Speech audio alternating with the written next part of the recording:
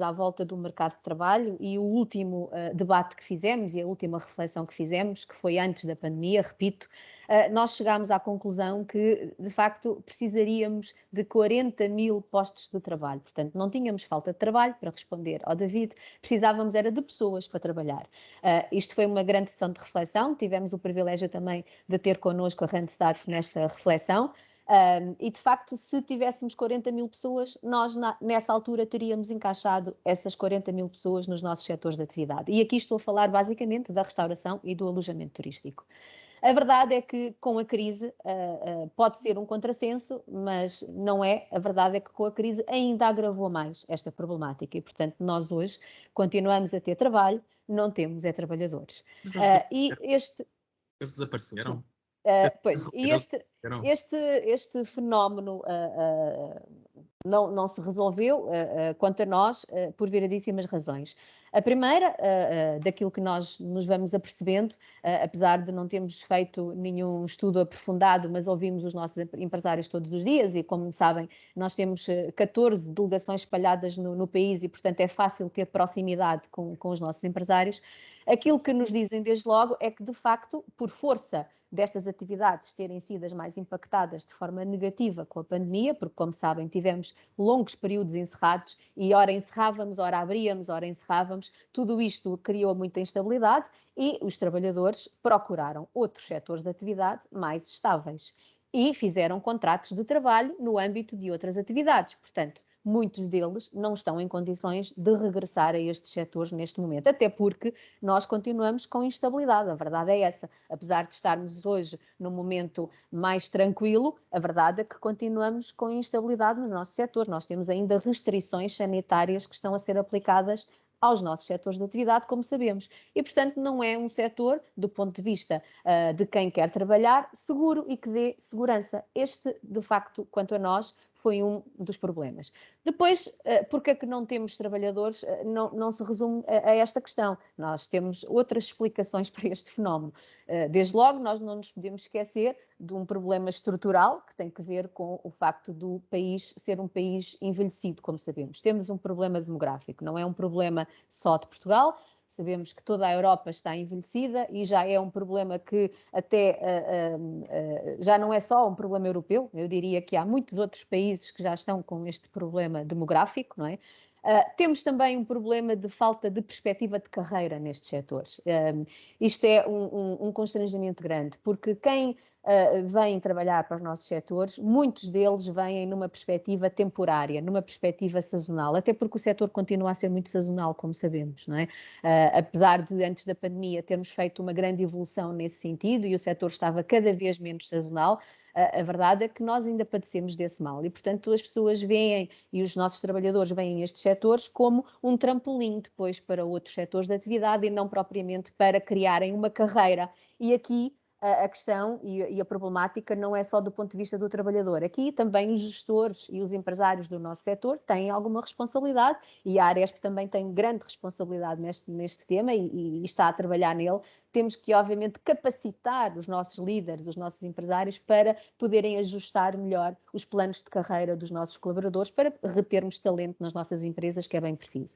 Por último, temos aqui um problema de falta de atração para os nossos setores, porque estamos a falar de setores, de facto, penosos do ponto de vista da dureza, porque o setor trabalha 24 horas por dia, nós trabalhamos à noite, nós trabalhamos nos feriados, nos fins de semana, em momentos que todos os outros estão de lazer e a aproveitar a vida e nós estamos, obviamente, a servi-los, que é de facto bom, porque senão não poderíamos usufruir destes serviços que são magníficos, mas a verdade é que desse ponto de vista é mais penoso e aqui também temos um trabalho longo para fazer, porque temos que ajudar as empresas, os empresários, os líderes, os gestores a ajustar melhor a organização dos tempos de trabalho e a permitir que estes colaboradores possam também usufruir de vez em quando, numa escala, enfim, que possam também usufruir de alguns fins de semana para poderem fazer aquilo que bem entendem e conciliarem melhor a vida profissional com a vida familiar.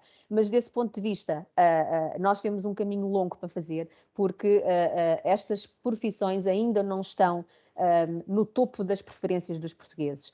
Falta dignificação, falta atração, no fundo. Tudo aquilo que conseguimos, só para vos dar um exemplo, daqui a bocado sei que o David se zanga comigo e manda-me calar, mas deixe-me só dar este exemplo porque acho que é um bom exemplo que toda a gente percebe. Há uns anos atrás, a categoria profissional do cozinheiro também não era valorizada e ninguém queria ir para uma cozinha de um estabelecimento de restauração ou de um alojamento. Hoje em dia há um grande apetite e uma grande vontade por parte dos nossos jovens de seguirem esta carreira nas escolas e de virem exercer esta profissão. E isto quer dizer o quê? Quer dizer que esta categoria em especial teve de facto aqui uma dignificação enorme. É verdade que contribuíram os programas televisivos, os concursos, o glamour, tudo isso ajudou, mas a verdade é que aquela profissão que há uns anos atrás era chamada de o queima-cebolas, era assim que se denominava um chefe de cozinha, hoje são todos chefes de cozinha e têm muito orgulho naquilo que vestem, naquilo que apresentam e naquilo que executam. Esse trabalho que foi conseguido para a categoria profissional do chefe de cozinha, nós temos que conseguir para o empregado de mesa, nós temos que conseguir para a empregada de quartos ou para o empregado de quartos, nós temos que conseguir para o recepcionista ou para a recepcionista, enfim, esse trabalho tem que ser aprofundado e o David referiu que tinha sido partilhado um documento que a Aresp fez com 20 propostas. As 20 propostas não são só para o mercado de trabalho, mas algumas delas incidem sobre o mercado de trabalho. E uma campanha de dignificação e valorização das profissões é absolutamente crucial para que a breve trecho, esperemos que muito em breve, as famílias portuguesas queiram que os seus filhos sejam empregados de mesa ou recepcionistas de um hotel ou empregados de andares, coisa que hoje em dia não acontece, apesar de sabermos que e que se tratam de profissões extraordinárias, que têm um contacto com o consumidor, com o cliente, como poucas têm, e nós vamos tendo testemunhos absolutamente magníficos de pessoas que trabalham nestas profissões e que fazem amigos para a vida nestas profissões. Eu não resisto, eu venho de uma família que sempre esteve na restauração e na hotelaria, eu própria estive a lavar pratos muitas vezes em copas de cozinha e tenho amigos que fiz desde essa altura. E o meu pai, que também exerceu sempre a profissão e é barman de profissão, os amigos mais próximos dele são os clientes que ele foi fazendo ao longo da vida. E, portanto, isto é de facto uma profissão única desse ponto de vista. Temos é que a valorizar cada vez mais e, obviamente, a valorização não se faz só com campanhas, faz-se também com benefícios mais adequados, faz-se também com melhorias de salários. Certamente já lá vamos falar desta questão, que as empresas não podem fazer aumentos salariais por decreto, as empresas precisam ter capacidade para fazer. Já lá vamos seguir. Eu não sabia que isto ia acontecer, que me ia calar. Muito do que disse, eu agora lanço também o repto ao José Miguel, que é, estamos a ter esta falta de trabalho aos trabalhadores, mas também não estamos a assistir a uma vaga de saídas nas empresas. Estamos. Muito bom dia a todos. Vou ser muito breve nas minhas desculpas tecnológicas, mas de facto tive que recorrer ao telemóvel porque os outros meios, computadores, iPads, não me conseguia ligar. Peço-vos desculpa e de vez em quando por vos incomodar com alguma mexida na forma estática como apareço. Mas sim, David, nós estamos a viver, enfim, todos o sabemos, de há 2 anos a esta parte, mercê desta pandemia que, como um tsunami, nos bateu à porta e nos inundou, isto veio mexer também, inevitavelmente, no mundo do trabalho, na forma como trabalhamos, nos meios que temos à disposição e veio, digamos, desfazer muitos dos alicerces que estavam baseados, tanto as pessoas como as próprias organizações. Numa primeira instância, a adrenalina tomou conta de nós, a adrenalina fez-nos responder, e nós em Portugal somos muito bons nessa capacidade de reagir perante a intempérie, perante os elementos nefastos, e reagimos muito bem em geral, e isso é notório. O que acontece é que nota-se um certo cansaço, muito cansaço até, porque, obviamente, as circunstâncias, a maneira como trabalhamos, são totalmente diferentes, tanto para as organizações como para os indivíduos dentro dessas organizações. E aqui, de indivíduos, falo de trabalhadores, mas falo também dos gestores ou dos próprios empresários.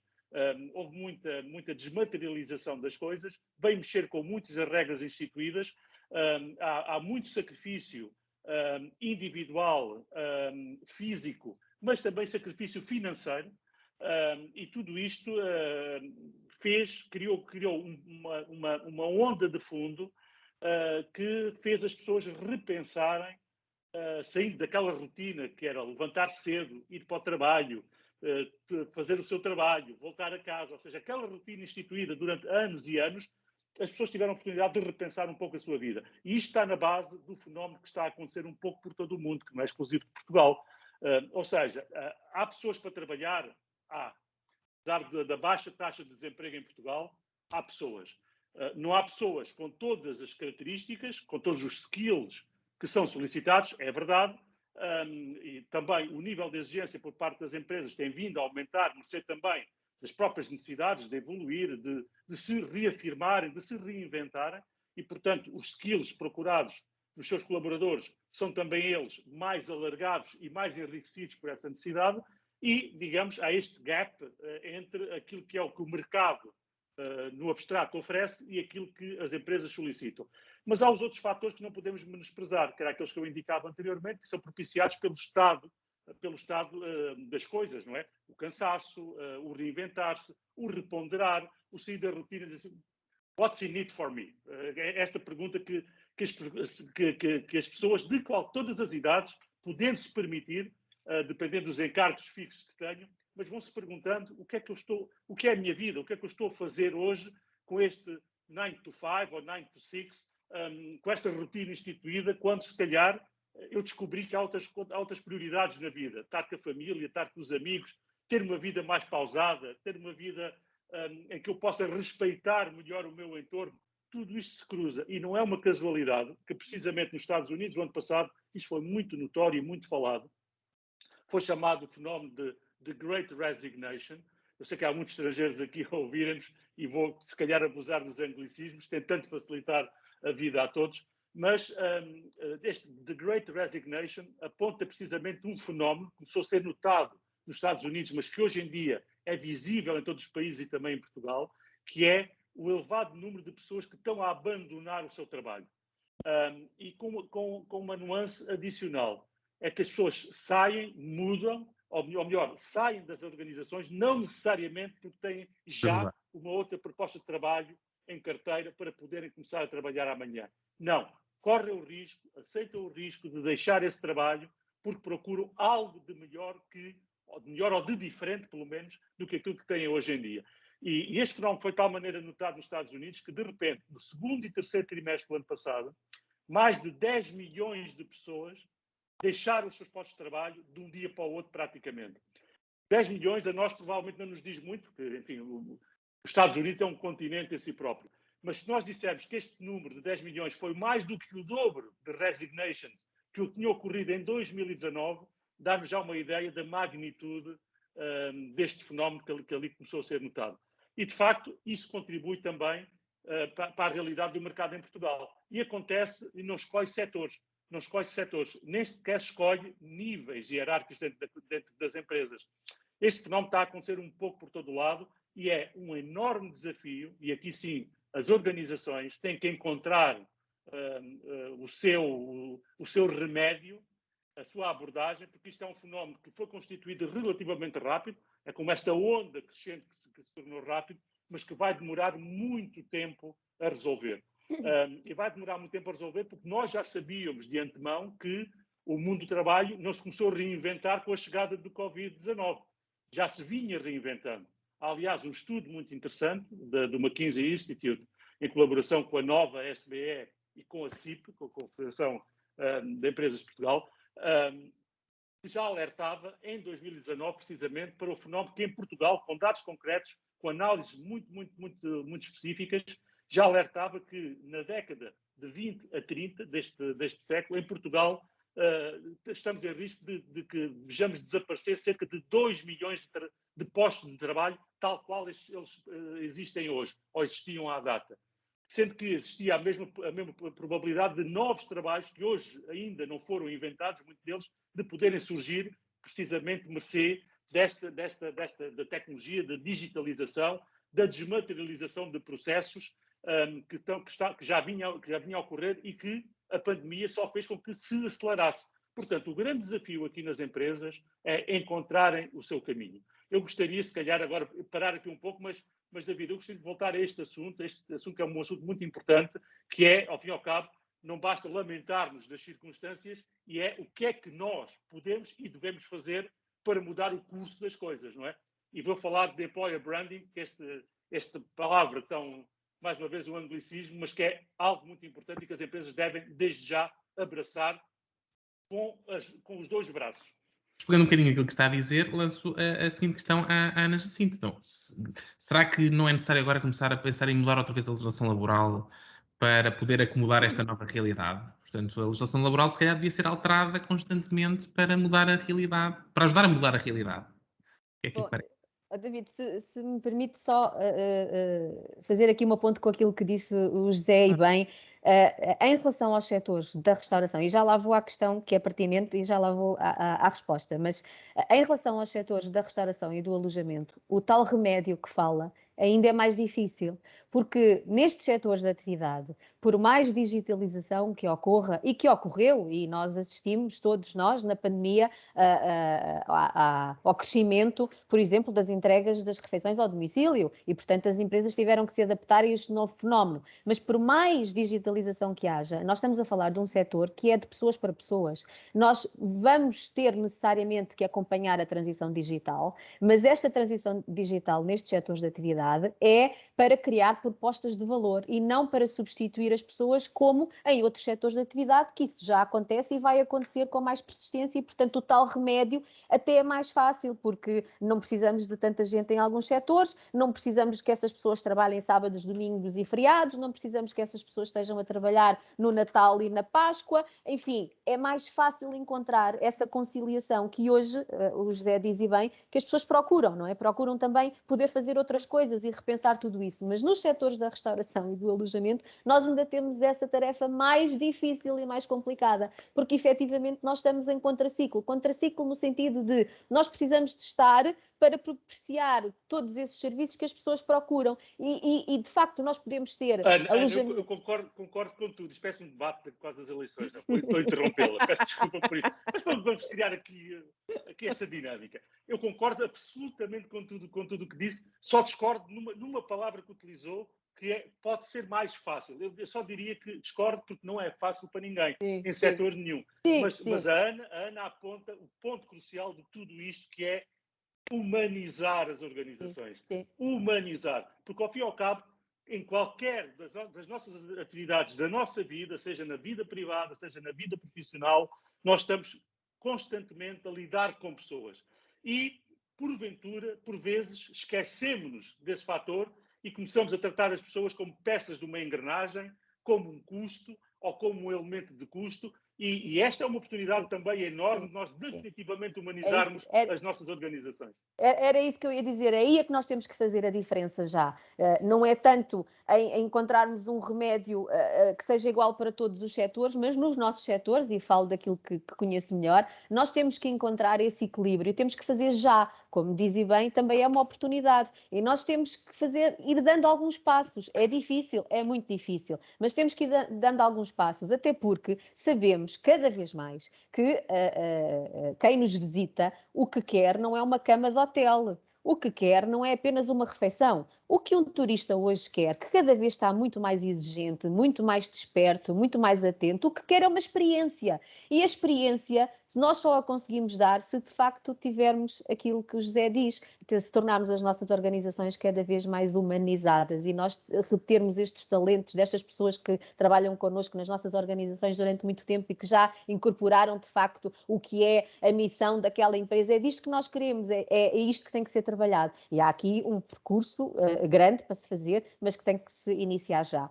Para responder à questão que o David tinha colocado, o que a Aresp tem defendido ao longo do tempo é, de facto, a estabilização ao nível legislativo. Não é só ao nível da legislação laboral, como em todas as temáticas que cruzam com os nossos setores de atividade. Nós vivemos numa inconstância da constância das alterações legislativas e isto é absolutamente dramático para as nossas empresas. Não é possível fazer-se gestão. Aliás, uma das questões que a Aresp mais sinalizou durante estes 2 anos de pandemia, mais de 2 anos, e que de facto tivemos muita dificuldade que o Governo nos ouvisse, foi nos ouvindo em muitas coisas, mas outras não conseguimos, e esta foi de facto difícil, que nós não podemos de um momento para o outro alterar as regras de jogo destas atividades. Nós precisamos de planeamento. Ninguém está na hotelaria, no alojamento, na restauração sem fazer planeamento. Nós precisamos de ter estabilidade. E ao nível da legislação laboral é muito importante que haja esta estabilidade. Agora, se me disser se nós temos um quadro legislativo ao nível laboral adequado às nossas particularidades, não temos. Flexibilidade? Porque ligando um bocadinho com aquilo que o José Miguel estava a referir, de podermos ter alguma maior liberdade, se calhar é um espartilho. Exatamente, é isso mesmo, né? Nós temos, é verdade que se ouvirmos outros setores de atividade, eles vão dizer que também têm as particularidades e todos têm especificidades próprias, mas a verdade é que nós trabalhamos, mais uma vez, em contraciclo, não é? Nós precisamos para nós melhorarmos a organização dos tempos de trabalho dos nossos colaboradores e conseguirmos aquilo que estamos a falar, que é permitir que os colaboradores consigam conciliar melhor a sua vida profissional com a vida familiar, nós precisamos de instrumentos que nos permitam fazer isto. E a verdade é que nós não temos esses instrumentos. O que a Aresp tem sinalizado e tem estado, e também resultam dessas 20 propostas que agora fizemos, nós precisamos de estabilidade. Se é para mexer para pior, mais vale não mexermos e, portanto, deixar estar, mas permitir à contratação coletiva que possa ir um bocadinho mais longe em função dos setores que estamos a trabalhar, porque senão, de facto, é difícil, é tudo difícil e não termos instrumentos para adequar aquilo que é a atividade sazonal. Nós um dia, o que desejaríamos era que a nossa atividade trabalhasse de igual forma 365 dias por ano, mas sabemos que esse caminho ainda não está feito e sabemos que o território não é igual em todo o lado e, portanto, temos zonas onde se trabalha melhor no inverno, há outras onde se trabalha melhor no verão e precisamos de ajustar tudo isto para que, de facto, haja maior atração do nosso setor por pessoas que queiram vir trabalhar. Obviamente que a legislação laboral é um ponto crítico, o que nós defendemos é de facto de estabilidade, mas que permitam às partes, porque a Aresp tem aqui algum histórico ao nível da negociação coletiva, que permitam às partes poder ir um bocadinho mais longe naquilo que é a negociação específica daquele setor de atividade, porque senão a contratação coletiva também, se é para definir 3 ou 4 cláusulas, porque o resto é tudo imperativo, então estamos a brincar à contratação coletiva e quando ouvimos todos os nossos governantes dizer que é preciso impulsionar a contratação coletiva, andamos a fingir e, portanto, não é isso que se quer. Permitam-nos ir um bocadinho mais longe naquilo que são as especificidades dos setores para que, de facto, não haja esta dificuldade das pessoas ingressarem nestes setores que, quanto a mim, são setores de grande paixão e que devíamos ter toda a gente a trabalhar era nestes setores de atividade. Sim. Agora, pegando aquilo que está a dizer, e a questão acaba por ser lançada aos dois, até que ponto é que a agenda de trabalho digno que estávamos a discutir no final do ano passado vem dar resposta a estes desafios no âmbito dos setores da Aresp, mas também no âmbito, ou nos multissetores, onde a Randstad tem presença?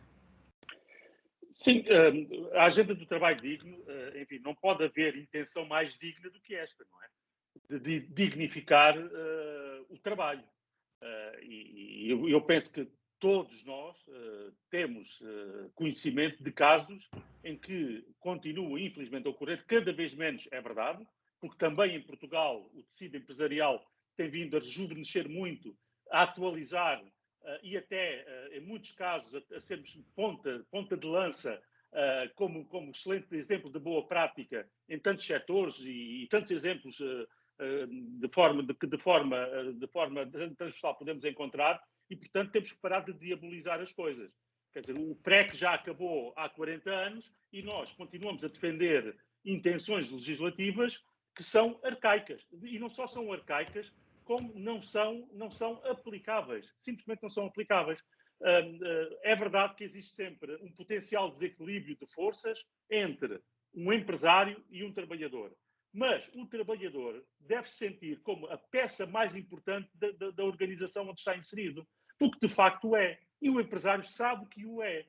Ora, se isto acontece, e se hoje em dia, digamos, o moto para este nosso encontro de hoje foi, digamos, esta enorme inquietação transversal, que é a dificuldade em encontrar colaboradores, em encontrar trabalhadores para as necessidades que hoje já existem.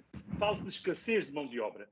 Ora bem, falando de escassez de mão de obra, está implícito que o centro gravitacional, o centro de decisional, inclusivamente, está da parte do trabalhador.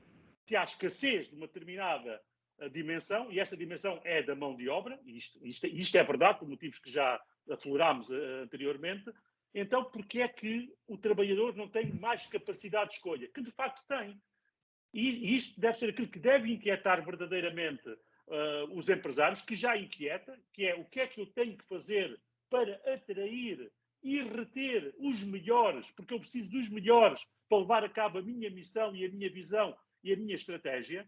Portanto, eu tenho que os atrair, retê-los, dar-lhes condições, dar-lhes um propósito para que os meus colaboradores sintam que são parte de um todo, de uma máquina complexa, mas que eles são fundamentais nisto. Isto é o desenho ideal para qualquer empresário. É o de facto. Porque um empresário que não respeita os seus colaboradores tem os dias contados. Alguns existirão, porque há sempre espaço para o disparate, não é? Mas eu diria que são cada vez menos e os poucos que existem têm os dias contados de forma irreversível, porque não estão a calcular aquilo que é o seu asset mais importante. E, portanto, se não estão a calcular esse seu ativo, é só uma questão de tempo e, inexoravelmente, isso vai acontecer. E o que é que acontece? Nós temos, então, as intenções legislativas, que muitas vezes redobram-se, e isto é também, chamemos-lo com todas as letras e com todos os nomes, é um mal de Portugal, e é um mal que assola não apenas o Estado ou os governantes, mas também as próprias empresas, é que nós constantemente iniciamos novas coisas sem verdadeiramente ter acabado os projetos anteriores. Nós abandonamos projetos a meio. E com a legislação acontece a mesma coisa. Nós temos a legislação do mais atual dentro dos padrões da União Europeia. Somos dos países que mais depressa adotam as linhas mestras legislativas europeias. Transpomos-la para a nossa realidade jurídica. Mas depois falta-nos aquilo que é o chamado enforcement. Ou seja, temos as leis, mas será que as cumprimos mesmo? Será que há verificação exaustiva de cumprimento? Ou ficamos pelas ramas, ficamos pelas grandes organizações onde é muito mais fácil fazer essa verificação, porque são empresas que estão organizadas, e deixamos tantas outras sem o serem? Ou seja, há verdadeiramente a penalização do infrator? A nossa justiça atua rapidamente, cumprindo um calendário veloz para que o mal seja sanado e o bem seja reposto? Ou seja, isto cruza-se com tanta outra coisa, mas não vale a pena, isto para dizer, não vale a pena estarmos em hiperprodução legislativa quando legislação que já existe não é levada a cabo, não é implementada suficientemente. E dou só um exemplo. A formação, que é uma legislação que existe e é obrigatória para todas as empresas cumprirem a sua formação, pode ser redimida de uma forma bastante simplificada, simplesmente pagando as horas devidas de formação aos colaboradores. Ora, isto é formação? Não é formação. É devido, sim, mas se eu ganho 4 euros, 5 euros, 10 euros à hora e me tenho que pagar 20 horas, esse montante de dinheiro que eu recebo como compensação dissipa-se rapidamente em outros gastos que não são formação. E a formação fica por fazer. E ficando a formação por fazer, nós temos os problemas depois de enquadramento e de disponibilidade de skills no mercado. Portanto, a questão do reskilling e do redeployment, o redeployment pelo motivo que eu dizia antes, porque nós temos que treinar as pessoas para trabalhos novos, para apoiá-las a terem que abandonar o seu trabalho atual e prepará-las para poderem aceitar novas dimensões de trabalho. Ao mesmo tempo, temos que a formação tem que ser contínua, porque no meu tempo de jovem, ou de mais jovem ainda, dizia-se que os médicos tinham que estar constantemente atualizados porque a ciência ia evoluindo. Hoje em dia não são só os médicos, são toda e qualquer profissão tem que estar atualizada. E nós temos que nos manter curiosos. E, portanto, a formação é fundamental. E aqui está, existe legislação, é cumprida? Não. É redimida? Sim. Quando o trabalhador reclama, que eu tenho conhecimento que em muitas organizações é assim, porque se o trabalhador não reclamar as horas de formação, nem sequer essa compensação monetária recebe. Portanto, há aqui alguma coisa de errado. E dou um outro exemplo e paro aqui. A legislação que saiu à pressa do teletrabalho e da compensação financeira pelo teletrabalho é a pior coisa que podia ter acontecido para a relação entre empresa e colaborador. Porque, primeiro, de forma totalmente injusta e arbitrária, coloca nas mãos do trabalhador a prova de que hoje em dia teve mais custos em janeiro deste ano do que em janeiro do ano passado. E todo o ónus vai para o trabalhador ter que provar isso. E em lado nenhum desta legislação se fala nas vantagens que ambas as partes vão usufruir com o teletrabalho ou com o trabalho remoto ou, como eu costumo chamar, o trabalho flexível. Sim, ou híbrido. Permite o equilíbrio entre a vida pessoal, entre a vida familiar e é uma prova de reconhecimento de liberdade de ação aos colaboradores. Isto sim é um desafio para as lideranças dentro das organizações, que têm que dar esse espaço. Mas, José, se me permite, aí está um exemplo que era preferível não terem mexido, porque o teletrabalho sempre existiu e nunca lançou controvérsia nenhuma e nunca houve problema nenhum. E agora, todas as vezes que se fala em teletrabalho, é um drama porque é uma confusão. E, portanto, aí está um bom exemplo que mais valia, se estava bem ou estava mal, funcionava dentro daquilo que era exigível, não é?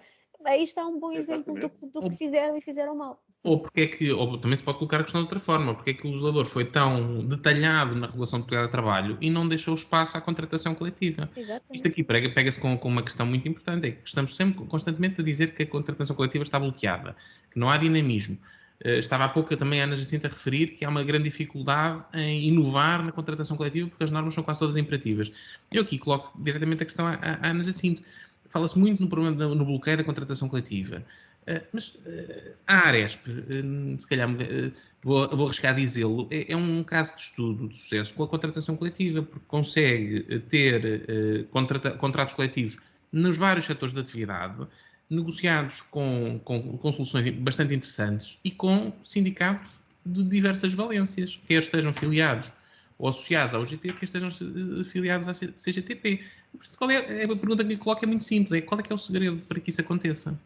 Sim, já respondo ao David, mas é tão enriquecedor aquilo que nos traz o José que eu acabo sempre por me lembrar de mais alguma coisa que acho que vale a pena complementar. E no que diz respeito à formação, é curioso que no caso da restauração e do alojamento, nós temos cerca de 57% das pessoas que trabalham no nosso setor apenas com o ensino básico. Portanto, 57% das pessoas que trabalham connosco só têm 9 anos de escolaridade. E, portanto, obviamente que é fundamental intensificar a formação nestes setores de atividade, para quem já trabalha e a formação inicial. Mas agora estou a falar de quem já trabalha connosco. Agora, aquilo que toda a gente se preocupa e quem tem este poder de legislar e executar as leis, é que, de facto, há uma obrigação, mas alguém se preocupa como é que esta obrigação depois se traduz no terreno? Porque nós estamos a falar de microempresas, estamos a falar de empresas que têm que manter a sua elaboração durante o dia todo. Se nós tiramos as pessoas para fazer formação, nós temos que ter condições para isto e os trabalhadores também precisam ter condições para isso. Eu não posso obrigar um trabalhador a ter formação, a demorar 2 horas a chegar a um centro qualquer de formação e depois 2 horas outra vez para se deslocar outra vez para a empresa. Porque é claro que as estruturas maiores têm as suas academias, juntam os trabalhadores todos, é tudo mais fácil. Agora, estamos a falar de um tecido empresarial que é micro e isto não é discutido. Nós o que discutimos é ou se dá formação ou paga-se a formação. E pronto, e isto é por decreto, é tudo por decreto. Mas ninguém pensa nas condições que estas microempresas têm que ter para que de facto isto possa acontecer. E que tem que acontecer, porque eu volto a repetir, 57% de quem está a trabalhar connosco tem 9 anos de escolaridade. E, portanto, isto é muito pouco para aquilo que é o patamar de exigência e para onde o país se quer posicionar, que quer ter cada vez mais um serviço de excelência. Portanto, isto é outro tema que tem que ser muito refletido e muito debatido, porque obviamente a Aresp tem soluções e nós somos sócios fundadores de um centro de formação do setor alimentar, temos parcerias com as escolas do Turismo Portugal e vamos resolvendo, mas isto não devia de ser assim, não é a Aresp que tem que ir resolvendo, todos nós temos que criar condições para que todas estas microempresas possam facilmente dar formação contínua aos seus colaboradores. Em relação à contratação coletiva, de facto, a Aresp, durante toda a sua existência, desde que há contratos coletivos, tem de facto, privilegiado estes instrumentos de trabalho. Como vos digo, aquilo que nós pensamos é que se tivéssemos mais liberdade contratual, nós estaríamos hoje bem melhor ao nível daquilo que são as regras dos nossos setores. Não nos deixam, aliás, nós já tivemos experiências no passado em que mexemos em alguns instrumentos imperativos, mas com a conivência e o assentimento da estrutura sindical, e depois vem o tribunal dizer que nós não podemos fazer porque é uma matéria imperativa, então não devíamos ter mexido, mas estamos em sintonia, sindicatos e associações empregadoras. Isto é estranhíssimo, mas é assim que nós vivemos e, portanto, privilegiamos, sentamos-nos à mesa constantemente. Ainda a semana passada fizemos uma ronda de reuniões porque precisamos de fazer as atualizações agora durante o ano de 2022, que ainda não fizemos, e, portanto, o segredo é, de facto, a persistência, a insistência, o colocarmos-nos também um bocadinho do lado das estruturas sindicais e percebermos também um bocadinho qual é que é a visão que eles têm e ajudá-los, porque a verdade é que o tempo anda muito rápido e estas estruturas andam muito devagar, como sabemos. E, portanto, nós também temos que os ajudar e é isso que nós procuramos fazer numa mesa de negociações, é olhar também para aquilo que são as preocupações que as estruturas sindicais têm, saber ouvir, que é a outra questão que dificilmente quem está numa mesa de negociações tem muita dificuldade no saber ouvir. Temos que saber ouvir, temos que perceber o que é que está do outro lado e depois tentar encontrar equilíbrios, que é aquilo que nós fazemos. É fácil? Não. É duríssimo, é dificílimo, especialmente mais difícil com uns do que com outros, como sabemos, mas é dificílimo. Mas temos que saber ouvir e temos que saber encontrar pontos, sob pena de não evoluirmos e de facto, toda a nossa realidade à nossa volta anda muito mais depressa do que aquilo que nós estamos a fazer e isso é que não é possível. Portanto, nós vamos continuar a insistir e a batalhar que precisamos de instrumentos mais alargados para negociar a contratação coletiva, porque estamos absolutamente convictos que conseguimos, com as estruturas sindicais, ir um bocadinho mais longe e resolver alguns destes problemas que hoje já falámos aqui, como a falta de atração por estes setores, como alguma penosidade que estes setores têm e que precisam de ser melhorados. Mas só conseguimos fazer com as ajudas das estruturas sindicais. Temos que saber ouvir, temos que dialogar, temos que ter muita resistência, muita persistência, não nos pode faltar a paciência, porque confesso-vos que muitas vezes a paciência está por um fio, temos que engolir alguns sapos também e temos que ir evoluindo passo a passo, mas acho que o segredo, para responder à pergunta do David, o segredo é mais a persistência e a resiliência desta instituição que vê com muito agrado estes instrumentos de negociação, ao contrário de muitas outras estruturas que não lhe reconhecem valor, mas de facto a direção da Arespo, as várias direções da Arespo ao longo dos anos sempre privilegiaram muito este instrumento e acreditamos nele. Agora, deem-nos condições também para ir um bocadinho mais longe e isto faz parte das nossas 20 propostas que tivemos a oportunidade de apresentar a todos os partidos políticos que estiveram como candidatos às eleições e agora vamos insistir com o novo governo assim que ele tomar posse, porque acreditamos que de facto as propostas são úteis, especialmente para os setores de atividades que nós representamos. Muito bem, muito bem. Eu queria só aqui fazer uma referência aos presentes.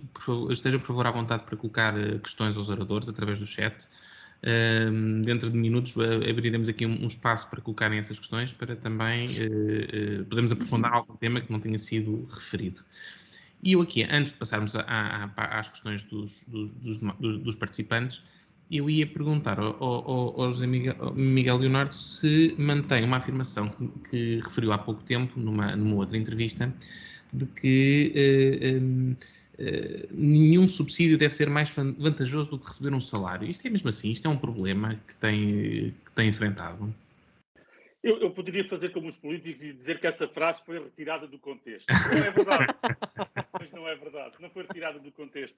Eu, de facto, afirmei isso porque é Vox Populi que de facto, um dos motivos subjacentes a esta dificuldade de contratação tem que ver com o facto de, hoje em dia, termos uma imensidão de subsídios, baixos todos eles, é verdade, mas porventura suficientes para acomodar o comodismo de determinadas pessoas, ou seja, que se eu não trabalhar, ganho mais com isso do que ir trabalhar, porque o subsídio permite-me, certamente, suprir as minhas necessidades básicas imediatas e não tenho que ir para a intempérie, ir para uma obra, ir para uma fábrica, ir para um restaurante, enfim, com a parte física dolorosa, não só do trabalho em si, mas das deslocações longas da periferia para o centro ou de um local para outro.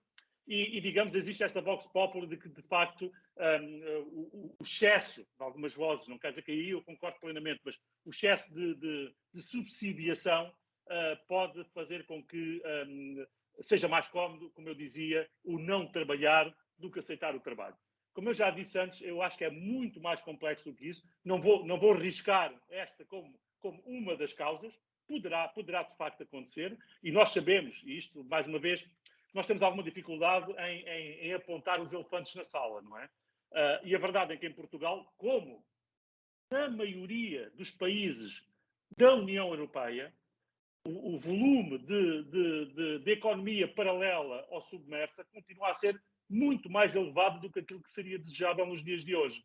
Ou seja, e esta economia paralela permite que a subsidiação, o meu subsídio, mais o facto de eu poder arranjar um escape, fazer qualquer trabalho, me é totalmente compensador, mais do que eu aceitar uma missão, enfim, com os salários que correm, em geral, no mercado. E este é outro elefante na sala. É que, de facto, nós temos, em Portugal, temos muitos motivos de orgulho com o nosso país e com as nossas pessoas. E até com as nossas empresas, como eu já o disse, cada vez mais. Mas há um motivo que não nos deve fazer sentir orgulho, que é, de facto, o facto de nós termos vindo progressivamente a alinhar os nossos salários por baixo. E não há desculpa para isso. É verdade que o salário mínimo tem vindo a ser aumentado ano após ano e por montantes percentuais muito acima de inflação, de produtividades, como muitas vezes falamos, é verdade. Mas isso tem causado aqui um fenómeno colateral perverso, muito perverso, é que o salário médio tem subido de forma muito, muito marginal e está aqui uma confluência entre o salário mínimo e o salário médio. E esta confluência é perigosíssima. E é perigosíssima porquê? Porque nós todos temos, vou dar um exemplo, podia dar muitos mais, mas vamos centrar neste exemplo que é de facto algo que não nos deve fazer sentir orgulho. Um jovem licenciado, mestrado, que termina a sua carreira académica, entra no mercado alinhado com o salário mínimo. Isto acontece hoje, não acontecia há 5 ou 8 anos atrás.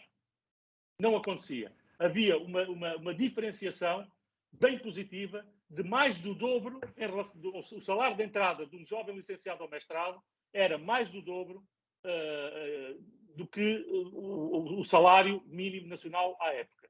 Hoje em dia está perfeitamente alinhado. E isso é mau, isso é muito mau. Isso provoca o quê? Provoca a fuga, provoca a saída de talentos de Portugal. E provoca depois uma rarefação quando nós procuramos aqueles skills que precisamos verdadeiramente das nossas organizações e eles não estão disponíveis ou porque não estão cá, ou não estão disponíveis também porque não estão simplesmente disponíveis a dar a sua contribuição em troca de tão escassa retribuição.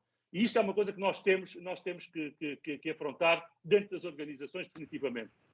Bem sei que a legislação não é amiga aqui, digamos, da remuneração. Aí não é a legislação fiscal, é melhor, não é a legislação laboral, é a legislação fiscal que não é amiga. Fiscal, mas também a laboral, David, também a laboral porquê? Porque há muita irreversibilidade. Um salário aumentado não pode ser reduzido. Quer dizer, teoricamente a lei permite, mas não há condições para que isso aconteça. Tem que haver anuência em todas as partes.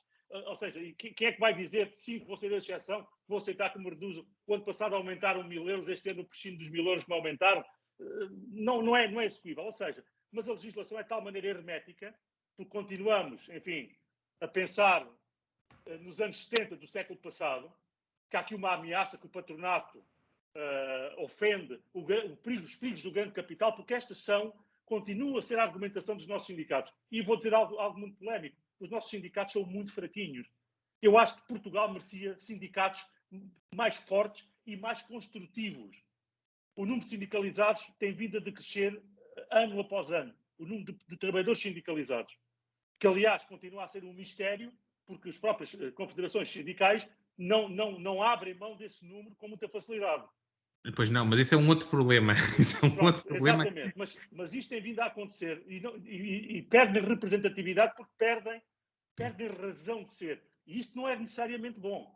Eu acho que no mundo ideal, tão forte tem que ser as empresas como os representantes dos seus trabalhadores, mas de forma construtiva, num posicionamento onde é que eu posso ajudar, onde é que eu posso contribuir, porque ao fim e ao cabo uma empresa só pode contribuir os seus colaboradores se gerar riqueza para isso. Se não gerar riqueza para isso, não os poderá retribuir. David, se me permite, só antes das questões, porque eu acho que isto é importante partilhar convosco. A questão salarial dos nossos colaboradores no que diz respeito à restauração e ao alojamento. Eu disse há pouco, assim, em passant, que obviamente também era uma questão que cruzava com a falta de atração para os nossos setores e que as nossas empresas muito desejariam, a esmagadora maioria dos casos, poder pagar mais aos seus colaboradores. E todos nós temos a ganhar com isso. Retemos o talento, temos pessoas mais produtivas, temos mais poder de compra para depois gastarem outra vez nos nossos setores. Isso é tudo certo. Agora, é bom que fique bem presente que nós não podemos atualizar e melhorar salários dos nossos colaboradores por decreto. As nossas empresas têm um custo altíssimo com a mão de obra, porque são setores de mão de obra intensiva, como eu referi, é pessoas para pessoas. E, portanto, os custos laborais das empresas são elevadíssimos. Só para terem uma ideia, se uma empresa pagar 1.000 euros a um trabalhador, o trabalhador só recebe cerca de 770 euros e a empresa tem um custo de 1.200 euros. Isto para não falar de todos os custos para fiscais, custos de contexto que as nossas empresas têm. Existe uma norma que foi aprovada pela Comissão Europeia há muito tempo que diz que cada custo introduzido na economia, o país tem que retirar um custo equivalente às empresas. Nada disso é feito em Portugal. E o que nós temos nestes setores de atividade é todos os dias custos acrescidos inexplicáveis. Do ponto de vista do ambiente, do ponto de vista da fiscalidade, do ponto de vista da parafiscalidade, do ponto de vista do poder autárquico, nós pagamos a toda a gente. E isto é impossível. O cobertor não chega. E aquilo que nos devíamos focar, que era de facto aumentar a produtividade dos nossos trabalhadores, aumentar o nível salarial, impedir aquilo que o José diz e bem, porque por decreto nós fazemos atualizações do salário mínimo, mas depois nós temos vários níveis nas nossas contratações coletivas e estamos a aproximar cada vez mais a base do topo, porque depois não conseguimos aumentar na mesma proporção todos os níveis salariais. E isto é péssimo, mas capacitem-se, e isto a Aresp não se vai calar,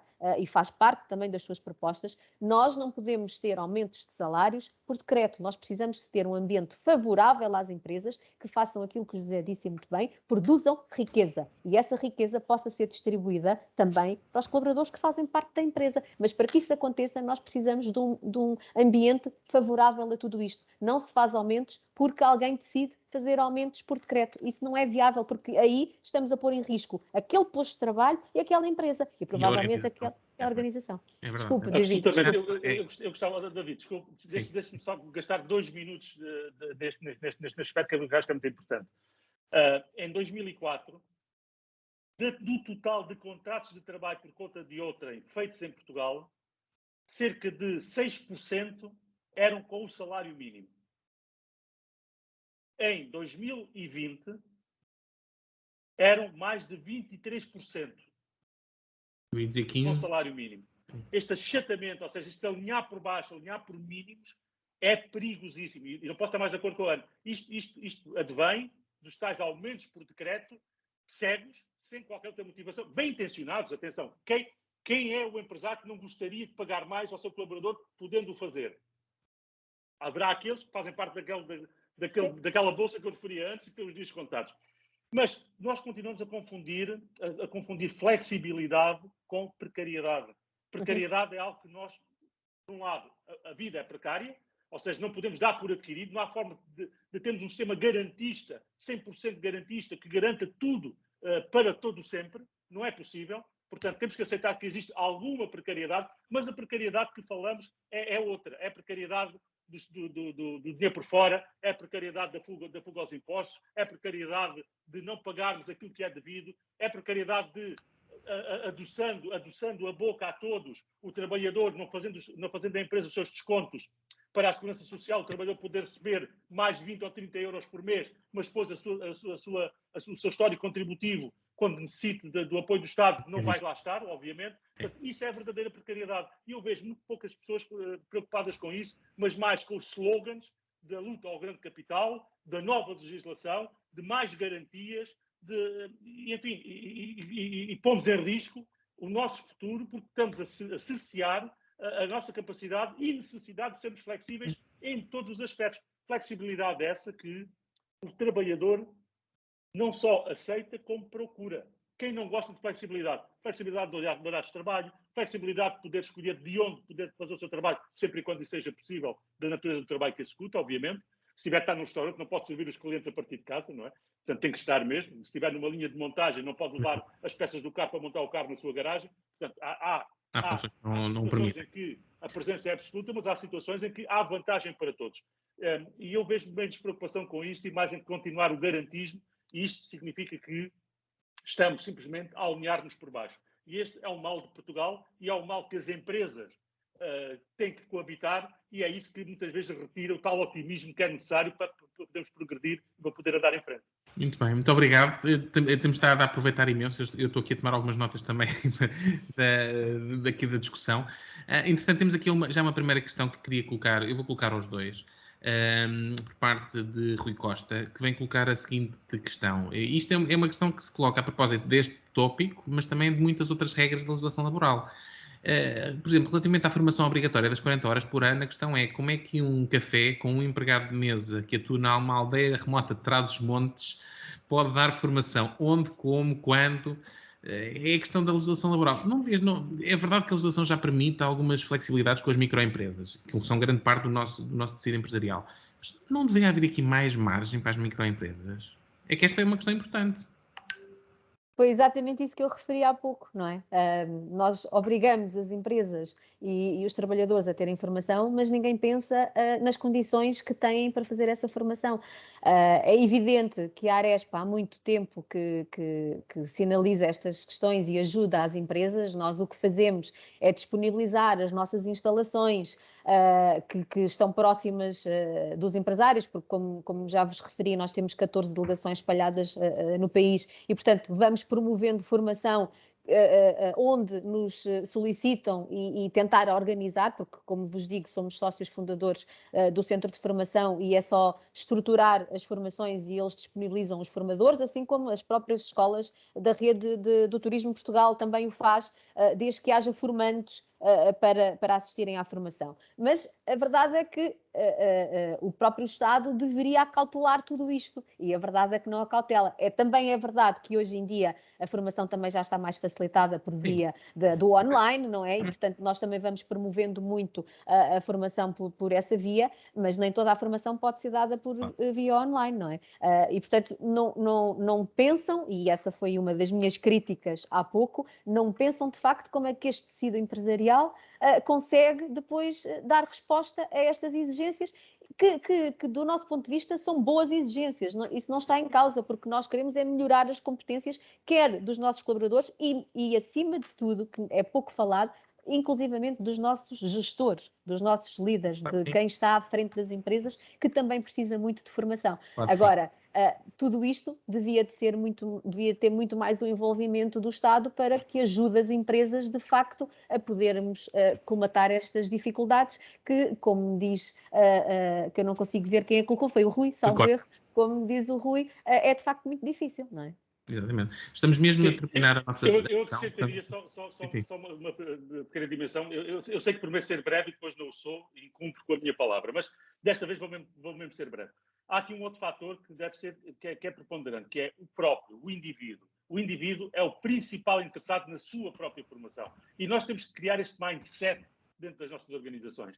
Dar esta accountability, dar esta responsabilização também aos nossos colaboradores para que eles procurem ativamente a formação.